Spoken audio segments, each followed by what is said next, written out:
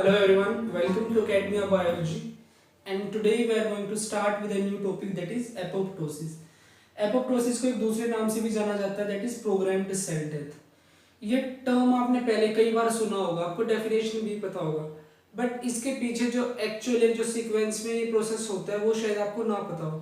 तो आज उन्हीं सब चीज़ों को हम आज अच्छे से डिटेल में स्टडी करने वाले हैं. तो सबसे पहले शुरू करते हैं एपोप्टोसिस. ये टर्म दी किसने थी?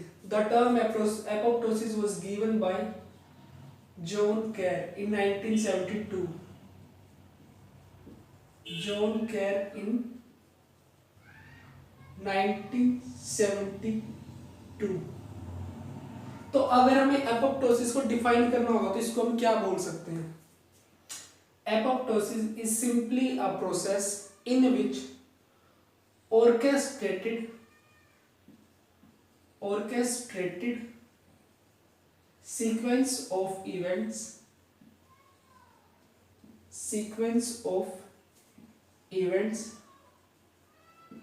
leads to cell death.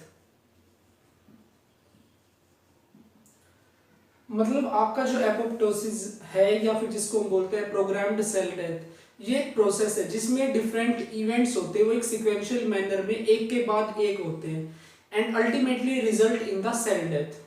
तो अब आपके दिमाग में क्वेश्चन आता है कि एपोप्टोसिस है तो इसकी हमें ज़रूरत क्या है, क्यों, किस कंडीशंस में एपोप्टोसिस होता है.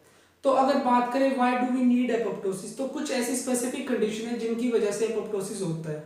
देखो कई बार क्या होता है, जो आपका नॉर्मल सेल होता है वो किसी तरह के इन्फेक्शन से इन्फेक्ट हो जाता है. तो या तो आपका सेल अगर इन्फेक्टेड है तो उसको एपोप्टोसिस की जरूरत होगी उसको खत्म करने के लिए, या फिर जो आपका सेल है वो अनकंट्रोलेबल ग्रोथ शो कर रहा है, या फिर वो डिजीज्ड है, या फिर ऐसा हो सकता है कि जो आपका सेल है उसमें किसी तरह की जो जेनेटिक प्रॉब्लम है, जिस प्रॉब्लम को एबनॉर्मेलिटी को हम ठीक नहीं कर सकते हैं. तो अगर आपके सेल में जेनेटिक एबनॉर्मेलिटी होगी तो प्रोडक्ट भी गलत ही प्रोड्यूस करेगा. तो ऐसी चीजों को रोकने के लिए हमें एपोप्टोसिस की जरूरत पड़ती है. तो ये तो कुछ पॉइंट ऐसे होंगे जो हमें नेगेटिव चीजों को रोकने के लिए एपोप्टोसिस की जरूरत पड़ती है. या फिर आपने सुना होगा कैंसर में क्या होता है, अनकंट्रोल्ड सेल ग्रोथ होती है, वहां भी एपोप्टोसिस का अच्छा खासा रोल आता है. तो इस तरह से एपोप्टोसिस का ये तो होगा कुछ नेगेटिव चीजों को रोकने के लिए. इसका एक पॉजिटिव इंपैक्ट भी है, इसकी पॉजिटिव साइड भी है. आपने सुना होगा जो आपका टेडपोल होता है, जो लार्वा होता है आपका मेंढक का, उसकी कुछ शेप इस तरह से होती है, कुछ इस तरह से. ये उसकी क्या होगी, दिस इज द टेल. और उसके क्या होते हैं, फिन्स भी होते हैं, फिन्स नहीं गिल्स होते हैं, सॉरी. तो आपके टेडपोल के गिल्स होते हैं. तो टेडपोल के लार्वा में तो गिल्स भी होते हैं, टेल भी होती है, बट उसकी जो मैच्योर एडल्ट फॉर्म होती है उसमें ना तो टेल होती ना गिल्स होते हैं. तो जो रिमूवल ऑफ गिल्स होता है और जो टेल होता है it is done by the apoptosis. दूसरा आपने एक चीज और, ह्यूमंस के केस में जो आपका हाथ होता है एडल्ट में, मतलब बर्थ के बाद क्या होता है, जो आपकी फिंगर्स है और जो आपका थंब ये सब डिफरेंशिएटेड हो जाता है. बट अगर उससे पहले हम देखें तो ये कुछ इस तरह से एक पेडल लाइक फॉर्म में होता है, कुछ भी डिफरेंशिएटेड नहीं होता, कुछ इस तरह से ये पेडल लाइक फॉर्म में होता है. तो इसमें जो है कुछ एक्स्ट्रा सेल्स हैं जो फिंगर्स वगैरह बनाते हैं. तो इन एक्स्ट्रा सेल का जो रिमूवल होता है जिसके बाद आपके फिंगर्स और जो आपके थंब वगैरह डिफरेंशिएट होते हैं, this is also done by the apoptosis. And इसके अलावा एक चीज और, during the foetal life embryonic development के टाइम पे क्या होता है, certain type of T cells produce होते हैं. जो टी सेल्स होते हैं that can bind to the receptors present on the surface of normal cells. जो नॉर्मल सेल्स के सरफेस पे कुछ प्रोटीन्स होते हैं वो टी सेल्स उनसे बाइंड कर सकते हैं. और जैसा कि आपको पता है आपके जो लिम्फोसाइट होते हैं टू टाइप के होते हैं, B lymphocyte and T lymphocyte. B lymphocytes are responsible for the humoral immunity and T lymphocytes are for the cell mediated immunity. तो जो आपके टी सेल्स होते हैं वो क्या करते हैं, सेल्स को किलिंग का काम करते हैं. तो जो इतने खतरनाक सेल्स है जिनकी किलिंग एबिलिटी है वो नॉर्मल सेल से बाइंड कर सकते हैं, तो उनको जो मारने का काम होता है वो भी आपका एपोप्टोसिस का प्रोसेस ही करता है. तो ये तो आपकी कुछ चीजें हो गई कि एपोप्टोसिस की इंपॉर्टेंस क्यों है या फिर किन कंडीशंस में आपका एपोप्टोसिस होता है.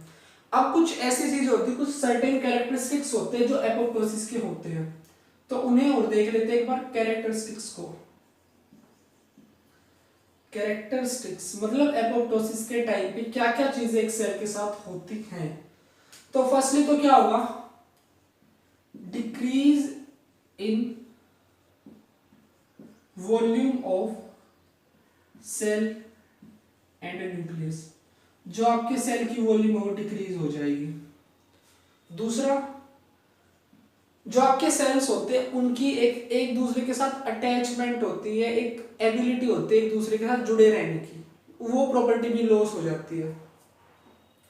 Loss of connection between neighbouring cells, loss of connection between या relation between, connection between adjacent और we can say neighbouring cells, adjacent cells, तो आपकी ये प्रॉपर्टी भी लॉस्ट हो जाती है। फिर उसके बाद क्या होता है, जो आपका सेल होता है उसका जो क्रोमेटिन मटेरियल होता है वो ब्रेक होना शुरू हो जाता है, और जो आपका नॉर्मल सेल होता है उसकी देखो सेल मेम्ब्रेन अगर इस तरह से है तो एपोप्टोसिस में क्या होता है, वो ब्लैक बल्ज होना शुरू हो जाएगी, इसको बोलते हैं ब्लेबिंग। तो क्या होगा, breaking of chromatin material, breaking of chromatin plus blagging, blebbing या फिर ब्लैगिंग कुछ ऐसा, ब्लैबिंग ही बोलते हैं, blebbing of membrane, cell membrane और वी कैन से मेम्ब्रेन, और जो आपकी मेम्ब्रेन वो ब्लैक होना शुरू हो जाएगी। उसके बाद क्या होगा, ब्लैक होना शुरू होगी, जो ब्लैबिंग के बाद जो आपके सेल के जो कंपोनेंट्स टूटने के बाद जो बन जाएंगे, बच जाएगी जो चीज, उन्हें मैक्रोफेजेस आएंगे और उनको खा जाएंगे एक तरह से, मतलब उनको डिस्ट्रॉय कर देंगे कंप्लीटली। और क्या होता है, जो आपकी ऑर्गेनेलीज होती है वो डिसइंटीग्रेट कर जाती है, organelles plus cellular components, cellular components डिसइंटीग्रेट्स, डिसइंटीग्रेट्स, ये आपके डिसइंटीग्रेट कर जाएंगे। और लास्ट में जो भी आपकी जो बॉडी बनेगी, मतलब जो डिसइंटीग्रेशन के बाद जो पार्ट बचेगा उनको क्या होगा, मैक्रोफेज आके अटैक कर जाएंगे। लास्ट में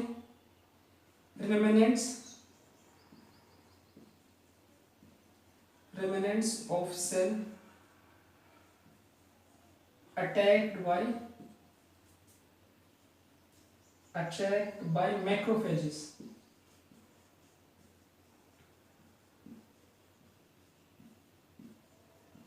देखो बल्जिंग होने के बाद, ब्लेबिंग होने के बाद, न्यूक्लियर कंपोनेंट्स के डिसइंटीग्रेशन के बाद, ऑर्गेनेल्स के डिसइंटीग्रेशन के बाद जो कुछ पार्ट बच जाता है उन पार्ट को हम बोलते हैं एपोप्टोटिक बॉडीज।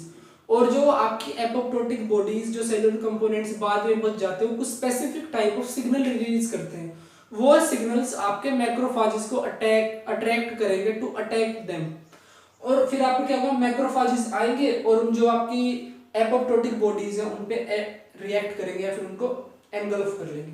तो इस तरह से आपका एक सेल जो एपोप्टोसिस के अंदर जाता है उसके साथ ये सब चीजें होती हैं। तो अब एक बार हम अच्छे से ये देख लेते हैं कि एपोप्टोटिक सेल डिसअसेंबली में होता क्या क्या है।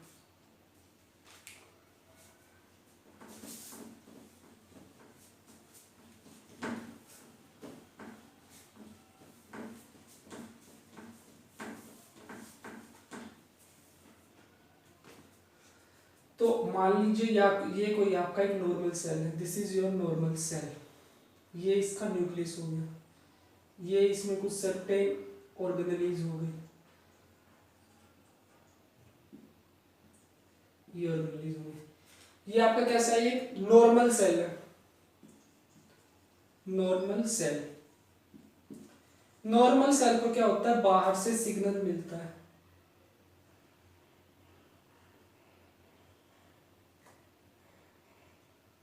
सॉरी फॉर दिस, इस सेल के पास आता है एपोप्टोटिक सिग्नल आता है to induce apoptosis, apoptotic signal,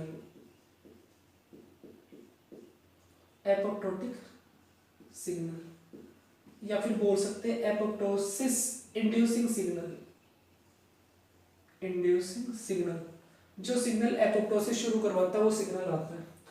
तो इसमें सबसे पहले क्या होगा, जो आपका सेल है, जो आपके सेल की वॉल्यूम है वो क्या होगी, कम हो जाएगी। ये सेल आपको कुछ इस तरह से छोटा दिखेगा और जो न्यूक्लियस है वो भी इस तरह से श्रिंक हो जाएगा।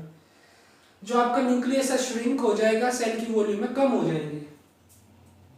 तो इस तरह से, और साइड बाय साइड जो आपका सेल है बाकी जो आपके नेबरिंग सेल से उनसे अटैच होता है, तो वो अटैच वाली प्रॉपर्टी में लॉस होना शुरू कर देगा, नेबरिंग सेल से इसका अटैचमेंट खत्म होना शुरू हो जाएगा। तो सेकंड स्टेप में आपका क्या हो रहा है, सेकंड स्टेप में हो रहा है आपका वॉल्यूम ऑफ सेल डिक्रीज, और जो आपका न्यूक्लियस क्या हो रहा है, श्रिंक, न्यूक्लियस श्रिंक। फिर इसके बाद थर्ड स्टेप में आपके सेल के साथ क्या होगा, ये आपका जो सेल है देखो छोटा तो ये होता ही रहेगा, साथ में बल्जिंग होना शुरू हो जाएगी, इसमें ब्लैबिंग होना शुरू हो जाएगी। जो है outgrowth these structures are called as blebs, blebs और वी कैन से बल्जिंग। तो आपका सेल ब्लैबिंग शुरू कर देगा। ये आपके सेलुलर कंपोनेंट्स हैं। तो थर्ड स्टेप में क्या हो रहा है, blebbing of membrane, blebbing of cell membrane, cell membrane आपका ब्लैब हो रहा है। और जो आपका क्रोमेटिक मटेरियल था वो क्या होगा, ब्रेक होना, टूटना शुरू कर जाएगा। Plus breaking of chromatin, breaking of chromatin, और आपका जो क्रोमेटिन है वो टूटना शुरू कर देगा। यहां तक समझ में आया होगा। उसके बाद जो आपका फोर्थ स्टेप है उसमें देखते हैं क्या होता है। फोर्थ स्टेप में मान लीजिए ये आपका इस तरह से सेल है,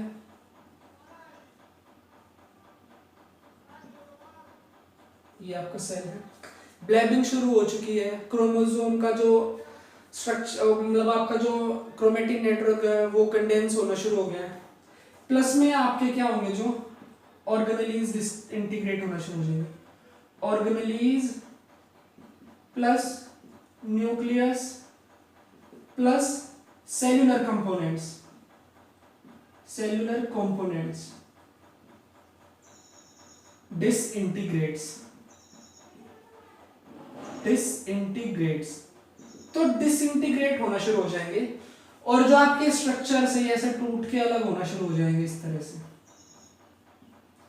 तो जो ये इस तरह से स्ट्रक्चर्स फॉर्म होंगे, इन स्ट्रक्चर्स को हम बोलते हैं एपोप्टोटिक बॉडी, एपोप्टोटिक बॉडी। और लास्ट में होते होते क्या होगा, एंडिंग में आपका सारा का सारा सेल इस तरह से टूट जाएगा और एपोप्टोटिक बॉडीज में चेंज हो जाएगा इस तरह से।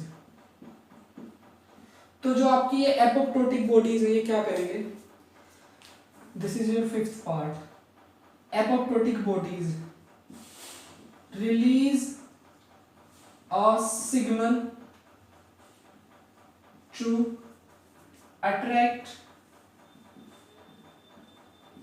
Macrophages, macrophages. ये एपोप्टोटिक बॉडीज एक सिग्नल रिलीज करेंगी जो कि मैक्रोफेजेस को अट्रैक्ट करेगा। और लास्ट में आपका क्या होगा, आपका मैक्रोफाज आएगा।